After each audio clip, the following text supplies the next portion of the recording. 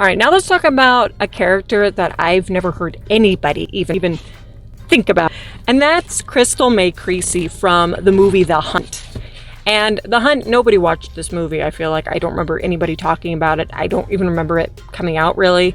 Then I watched it when it came out streaming, and I loved it. And main reason why was because of Crystal May Creasey.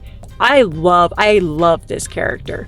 And it's just weird that no one talks about her. She is a complete, like, I've never seen a character like her. She's pretty much this military trained, kind of disturbed woman. She's like one of those people, she's one of these people where it's like, for some reason, there's something in their brain where when they're just living regular life, going to work 9 to 5, cooking dinner, going shopping, it's just like, they can't live like that. They feel the most comfortable, like, in combat. Like, that's just how their brain works. And that's kind of who this character is. And there's something about the actress that plays her physically, there's something about her that makes it believable. She is taking people out. She's taking men out. She's fighting men. But there's something about it where you kind of believe it, because she's not just taking people out with just sheer brute force. It's because her brain works combatively. Like, she thinks of things in a warlike way. Like, this is a war. I'm going to think strategically, and I'm going to take my enemy out.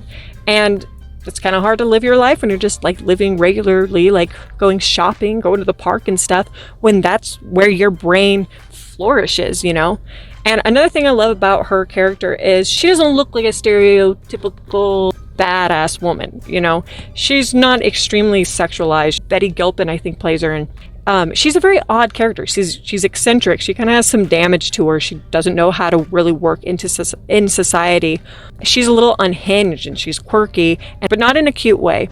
And I hate the whole, like, oh, I'm quirky and eccentric, but like, I'm so cute about it, and everybody loves it. And I don't really like that. But she just seems like socially awkward.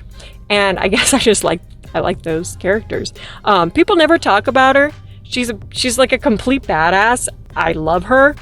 She's awesome. I don't know why she's not talked about more. Actually, I do have an idea why she's not talked about more. If you haven't seen The Hunt, you should watch it, because it's pretty awesome. At least for this character. Cigarettes in Arkansas only cost $6. You f***ed up, bitch.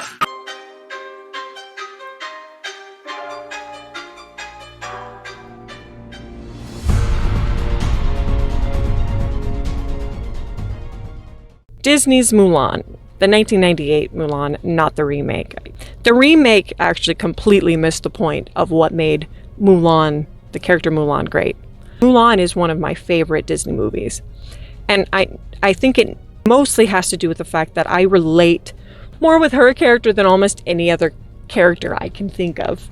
Like, when I was growing up, I guess you could say I was maybe quirky, if that's a nice way to put it. I don't know, I always felt like a little off, maybe, like Mulan. I liked the fact that she does seem a little bit off. She's not, like, great at what she does. She's very creative, but her creativity doesn't always work very well. She doesn't fit in very well, but she wants to. She wants her dad to accept her, but she doesn't feel like she belongs. She wants to find something that she's actually good at. And another thing that I always admired was something that scares me to no end is war, actually. Like, being in war, I think of that and I'm like, that would be so scary. That'd be so nerve-wracking. I wouldn't know what to do. I'd probably just run the other way. It'd be terrifying. And the fact that she's brave enough to take her father's place, I always just thought was so brave of her, so selfless of her. Like, she's not trying to prove anything when she does that. She just wants to save her dad. And so many people have talked about the remake and how they got it wrong, but I just want to reiterate, wow, they really got it wrong, because like I said, Mulan was somebody I really looked up to, and the fact that they took away the greatest things about the animated Mulan will always baffle me, because when she gets to the base and she starts training, like, she sucks at it. She doesn't fit in right away. Nobody's nice to her. And she's pretty much failing. And at one point she does fail and she gets sent home. She doesn't just get there and just dazzles everybody with how great she is. She's falling behind. She's a woman. It makes sense that she wouldn't be able to keep up with the guys, not only because she's a woman and she is physically usually a bit weaker than them, but the men have probably done more physical labor than she has throughout her life. So it makes sense that she's not that great at it. And I guess when I was growing up, I had a brother, or I still have a brother, and he gets things right away. He'll be the best at something. It's like, oh, he starts soccer today. He'll be a champion tomorrow. He reads something about World War I, like reads a book about World War I. He knows absolutely everything about World War I now. Like, he will teach a class on it. Things just didn't come very easy for me. I wasn't naturally gifted like my brother. I did not pick up on things as quickly as he did. Anything that I was good at, I really had to work at, like really hard. So I guess I related with that. And it's so frustrating that they took that away from the character of Mulan in the remake, because they're completely missing the point of what makes her great. But anyways, the scene where Mulan is sent home, at that point, Mulan just succeeded. She saved her father. She successfully saved her father's life. And she also, if she wants to, she doesn't need to go to war now. She can go home. She has saved the day. She saved her own life. She saved her father's life. She doesn't have to go to war. Voila. But she can't go home, because before the first time in her life, she actually feels passionate about something. If you're passionate about something, does it mean that you're naturally gifted at it?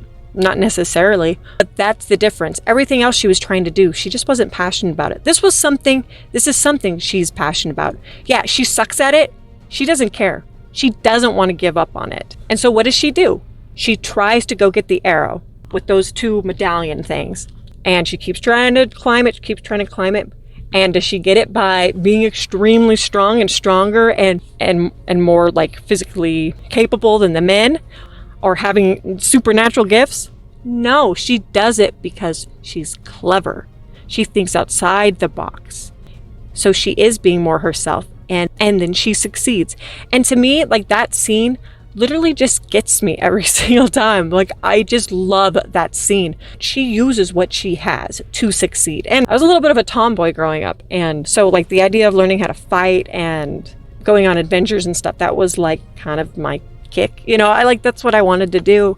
And so out of all the girls, all the characters in Disney films, or almost any films, she still is one of the characters that I relate with and look up to probably more than any of them. And then the remake came and just completely screwed it up, because it's like you just took away the one thing I absolutely loved about the character of Mulan that made me able to relate with her and admire her and want to be like that. Like, it's like, oh, you don't even have to try, really, because you're just naturally gifted. It's like, no, I'm not. Nobody is. I mean, I guess somebody is, like my brother, but not all of us are. And so having that person where it's like, if you love it, you're gonna have to work extra hard, and she'll always be one of my favorite characters that I relate with quite a bit.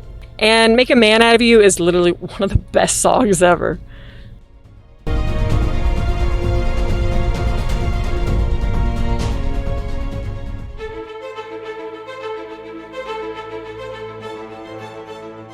All right, now my number one, and that is Evelyn from The Mummy, 1999. For one, this is one of my all-time favorite movies, and Evelyn is one of the best female characters ever.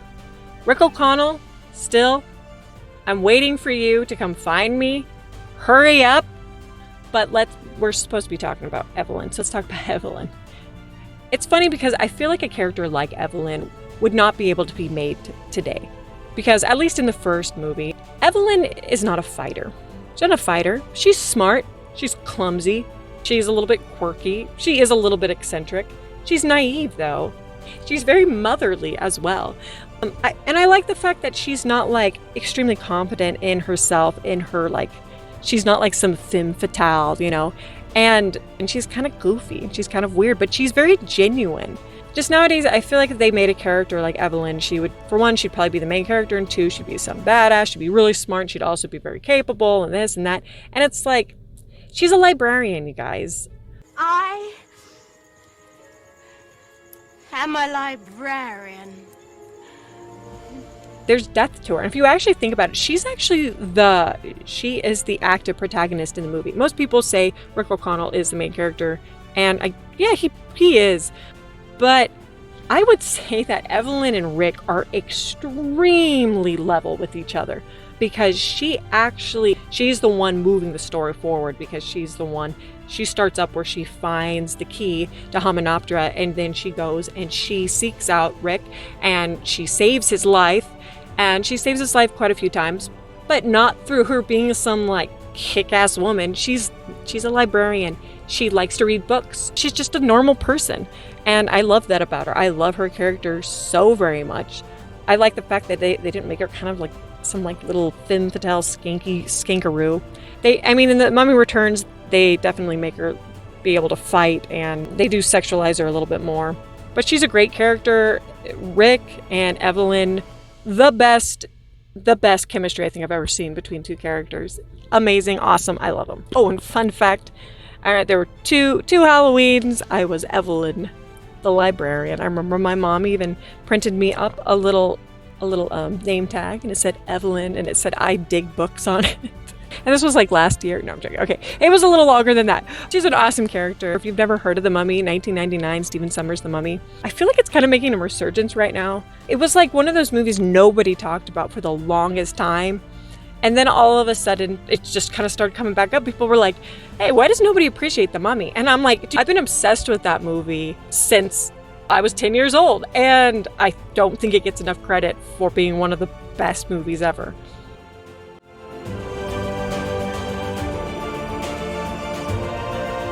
But that's it, you guys. That's kind of my list of great female characters nobody really seems to talk about.